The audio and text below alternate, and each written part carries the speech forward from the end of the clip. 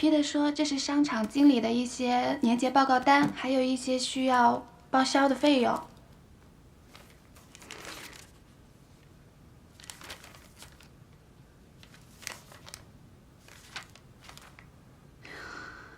让 Peter 进来。哦。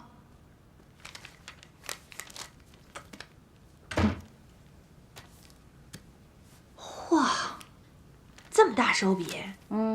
刚说下面人给老板省钱，这就来个能花钱的。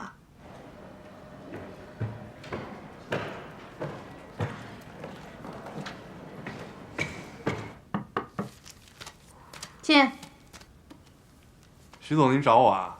是不是报销单有什么问题啊？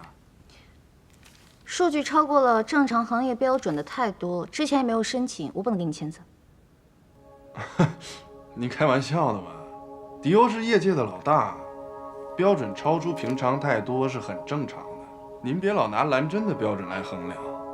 再说我想提前申请的，但是您旷班2周在家，我找谁申请去？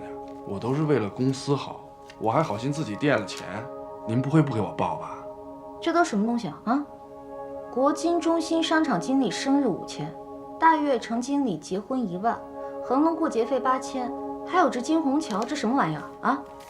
这些全都是白条，连发票都没有，你让我怎么给你报销？徐总，您真幽默。您说商场这些经理给他们红包以后，还让他们签个字、写个收条吗？您要是真不放心的话，有一个办法，您可以去跟那些经理一一核实一下。但是这样就让咱们公司脸丢大了。再看看，再看看。是，那再看看啊。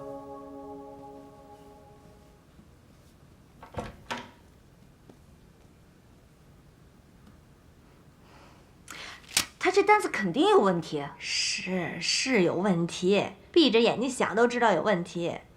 关键是看你想不想动他这个人。我早就想砍了他了。好吧，那你干脆打一报告给人事部，让人事部看着办呗。我跟你说 ，Peter 跟珊姐他不一样，这个人特油滑。他今天能坐到这个位置这么多年了，肯定是不干净。但是我现在就是觉得，不干净的人不光是他一个。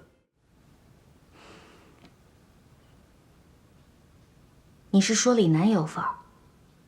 不光是李楠，我觉得于曼妮都有份儿。不会吧？什么不会啊？你想想，于曼妮现在还不是正儿八经女老板呢。既然这个生意不是她的，只能把这些钱揣进自己的腰包里，这才能安心啊。真要是这样，沈总真不该留他了，留来留去都留成祸害了。你以为老板不想把他开了？是不能开。加上现在法国这一状况，迪欧内部现在绝对不能乱。所以我跟你说，老板既然都忍了，你啊，忍忍吧。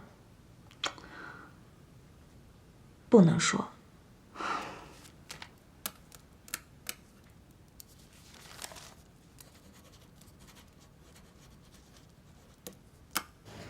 这么多钱，你要现金我可没有。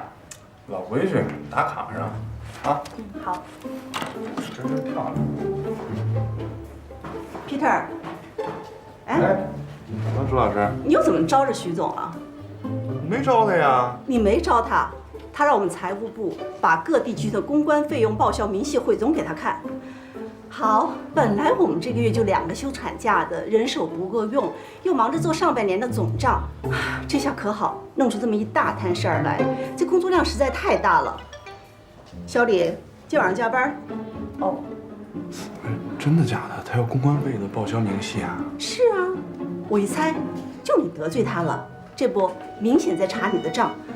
你说你吧，自己惹的事儿，给我们添那么多麻烦，你讨厌不讨厌你？哎呦，朱老师，我冤呐，我真冤呐！你说我哪儿得罪他了？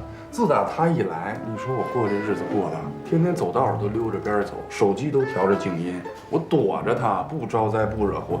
你看出了事儿，他还找我。好了好了，我不跟你贫了，这儿忙着呢。哎，我就跟你唠叨一句，你自己当心着点啊。行，谢谢你了，朱老师。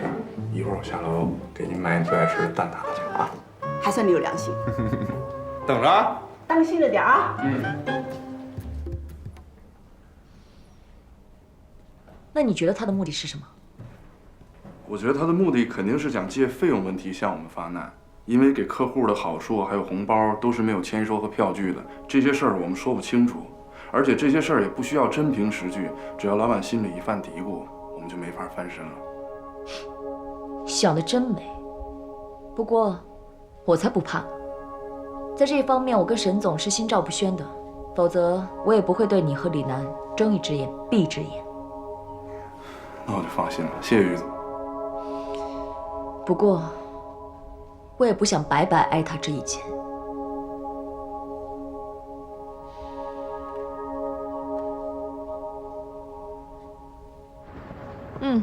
这面真不错啊。哇，你们俩都吃开了。哎，于总，老楼是不是有点问题啊？楼叔，对啊，前2天他来找我报销，除了平常的加油票、停车票，居然多了2张演唱会的票子，还有一个生日蛋糕的票。哎，我就奇怪，我就问他说：“你这是不是谁过生日的花销呀？”他支支吾吾的，什么都不肯说。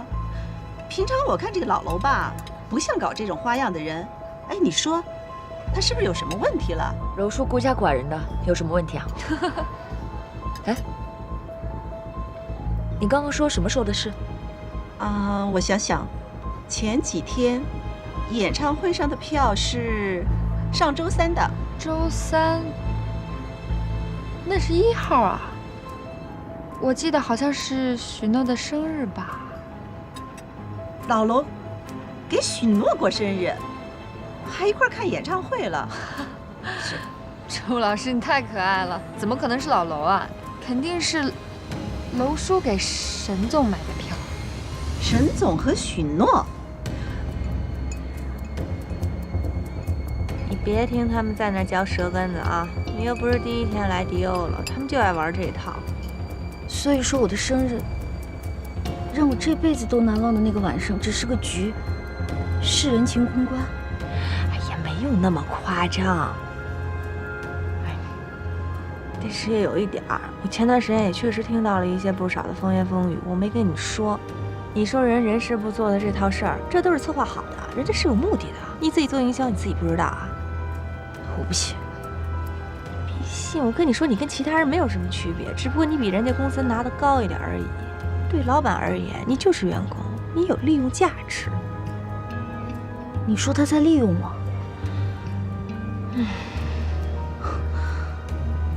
除非他亲口承认。哎，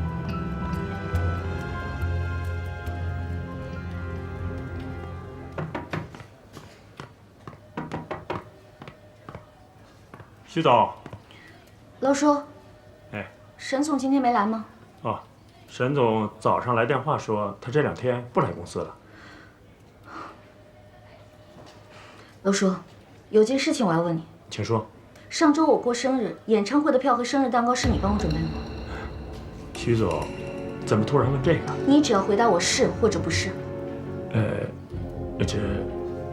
这个我真的不能告诉你。